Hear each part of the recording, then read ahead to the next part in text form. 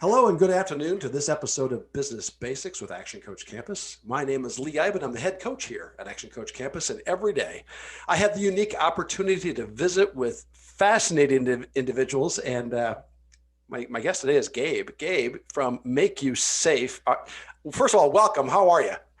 I'm doing great. Thanks for having me. How are you? Oh, I'm great. Thank you. So, Greg, I mean, you're this is not your first business. We were talking earlier before, but first of all, tell us about MākuSafe. What's it all about? Yeah, it's my first experience building a physical product, having a company where we actually have a physical device or something physical. But really, it all kind of stems from my father was a safety manager for Uh-huh. about the last 20 years. I say he was. He's still with us today, but he's Okay, good. retired. So he Uh-huh. retired here during COVID time. So just respected him a lot, his role. He was responsible for making sure, more than 1,000 people would go home to their families. Mm-hmm. And that's a pretty important task. And Yeah. what I also admired about him was he was really a team of one, right? And so he Mm-hmm. had all of these people that he was responsible for, and making sure that they stay safe. And I was always wondering, how does he know where to focus his efforts so that he can be the most effective safety leader? And so, just knowing some of the challenges that they had in their facility, how large it was, the number of people, this idea was born that what if we could kind of do what meteorologists do today, right? They forecast risk, bad weather, Right. right? Right. And it's with all of this data that they have, and they know that wind doesn't create a tornado, temperature doesn't create a tornado, but it's this magic confluence of factors. And the hypothesis was, what if we gathered the right kind of data? Could we begin to forecast what conditions need to be perfect for risk to present Mm-hmm. itself, right? Mm-hmm. And unfortunately, more than 1,000 people every single day on this planet lose their life in a workplace accident. Mm. And so that's what inspired MākuSafe. So 4.5 years ago, my co-founder Mark and I, we decided to develop what you see on the wall behind me here, which is a kiosk that holds. I'm gonna check out a device holds 20 devices. Okay. That device is now assigned to me for the day.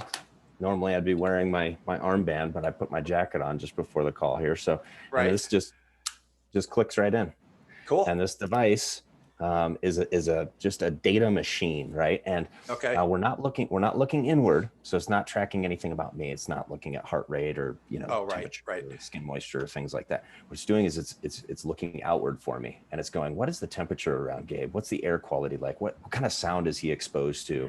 What about barometric pressure or humidity? So it's just gathering all of this information.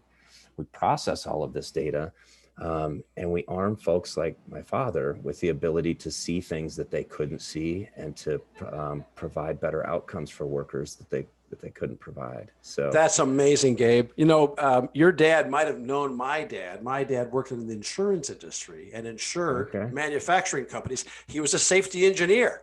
He'd be the guy Oh, that right would on. go in from the insurance side of things. He would go in and say, "Now, Hmm. look, we can't have that drop cord there because it's a tripping hazard." And he would kind of go through and just, back in the old day. I'm talking back in the '70s, Gabe. Okay, way Oh, back, right? He would go visit manufacturing plants from the insurance side and help them improve their safety measures. So this device that you have, wow, fast forward into the year 2021. This is cool. I mean, well, it's interesting that you bring up insurance, Lee, because when we started this, we weren't thinking about insurance, but they are now one of the biggest advocates for what we're doing. We have investors who are insurance companies. mhm.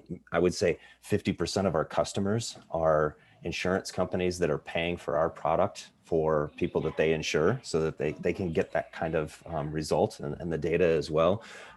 So what you intuitively went to right away, was something that it was about a year into this project before people in the insurance industry started reading about us, and they were like, "You're going to totally change the game for Oh us." yeah, for sure. So it's just been really, really cool to experience it from that angle as well. So when you take so tell me how this works. So the employees wear it for a while. Okay. You collect the data. And then what happens after that, Gabe? Yeah, so it's kind of just like regular PPE, right? Personal protective equipment, like your safety glasses or your gloves, right? They come in for their shift, they check out a device, it goes on their arm. They don't have to do anything with it if they don't want to. They could just go on throughout their day doing their job. And then at the end of their shift, they just go back to any one of the kiosks in the facility, and they just take the device out and pop it into any slot, right? That's that. If they don't want to do anything. However, it does have this button here on the front. And if they push and hold in on this button, we're actually recording a voice memo right now. And so maybe I see something that's unsafe, or maybe I'm having a problem with a piece of equipment that I'm trying to use, or something's broken on it or something like that. That now just went up to our cloud platform, and it's going to send a text message off to me, which my son has my phone right now, or I hold it right up in front of you, but it sends a text message off to the important people that need to get that information, and then they can go and take action on that right away. So that also kind of becomes a mouthpiece for the workers to report things that they're seeing. Well, it greatly mitigates the risk, because rather than waiting until the end of my shift to say, oh, hey, Mr. Foreman, those beams are in the wrong spot, right? Now it's just almost an immediate communication, and they can get down there right there and immediately, or within reason, and take care of the problem. It's fantastic.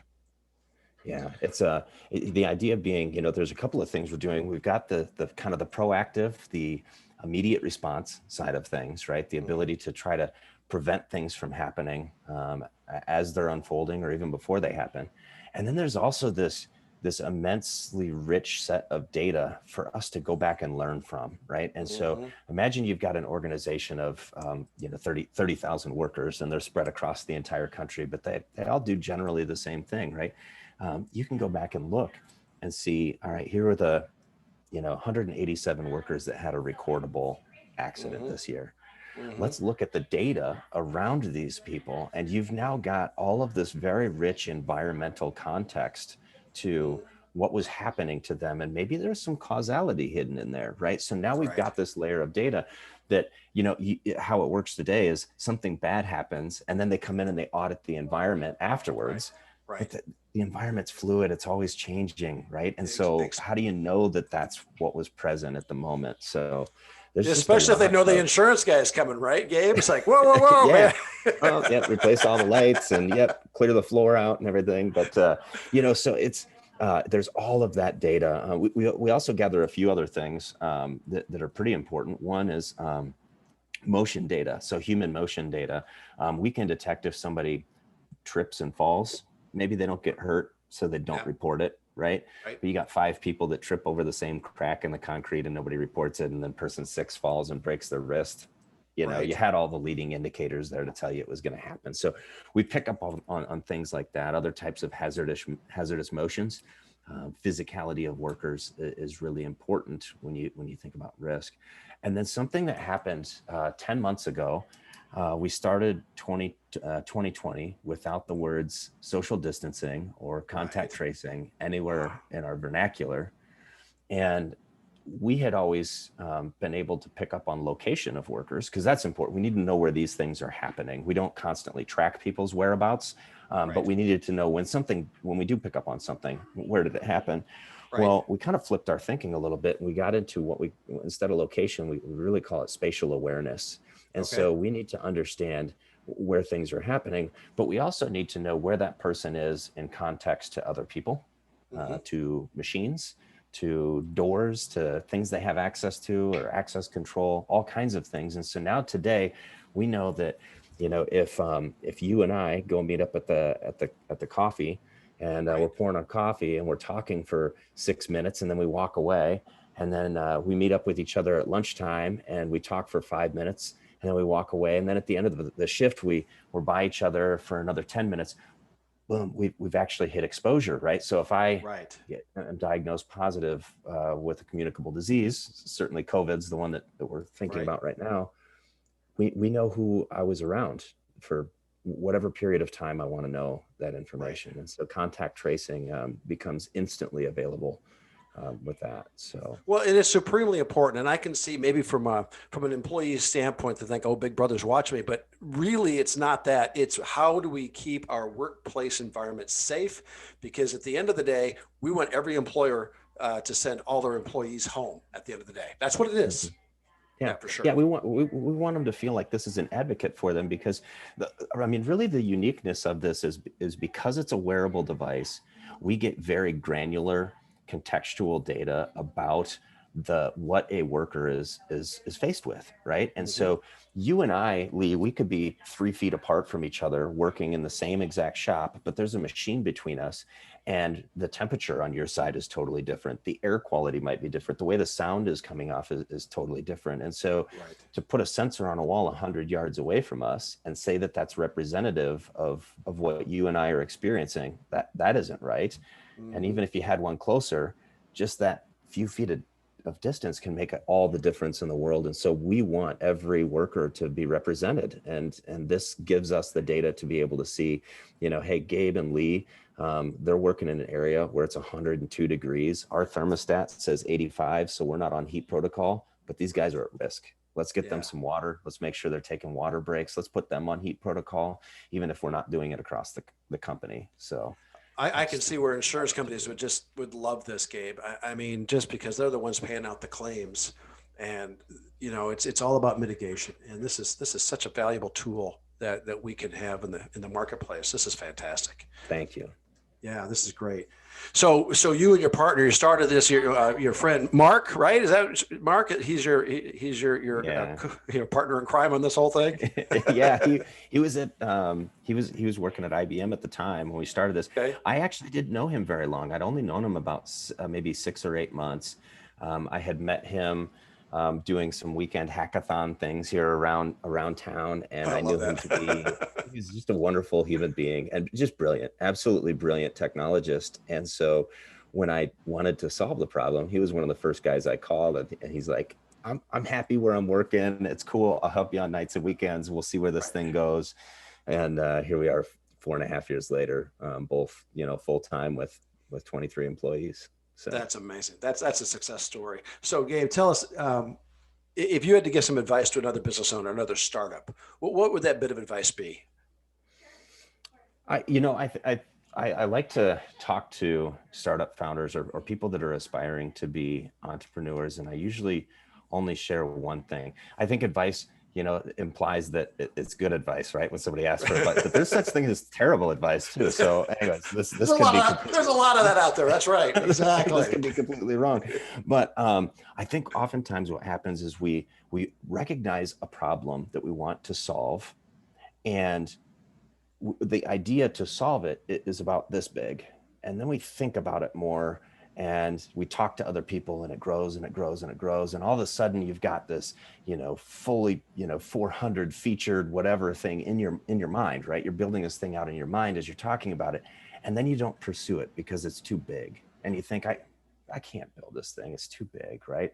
Mm-hmm. And what you've done is you've fallen in love with your solution, not the problem. You need to fall in love with the problem and solving the problem. And you need to remember that how you approached it in the beginning was really simple. Start there. Right. Start there and then go from there. And I think oftentimes too many people don't chase really smart ideas, really good ideas, because they've overbuilt it in their mind, and then it becomes overwhelming. So I tell people, just fall in love with the problem and don't worry about your solution, but fall in love with solving the problem, and you'll find your way to success. So it can scale up, but you're right. Stay focused on that initial problem, why you got concerned about it to begin with, and then it will grow organically from there. But that is great advice. A good recommendation. We won't call it advice. We'll call it a recommendation. I like that. Yeah. Well, Gabe, thanks so much for joining me today. I really do appreciate it. Yeah, don't go away. This has been another episode of Business Basics with Action Coach Campus. And Action Coach, Gabe, he's a big fan of the Action Coach, has been involved with Action Coach for, like 10 years with Action Board, right? Yeah. At least, yeah. With a buddy of mine, Greg, over in the Des Moines area. Thanks. We appreciate that too. So don't go away, Gabe. And thank you all for watching today's episode of Business Basics. My name is Lee Iben.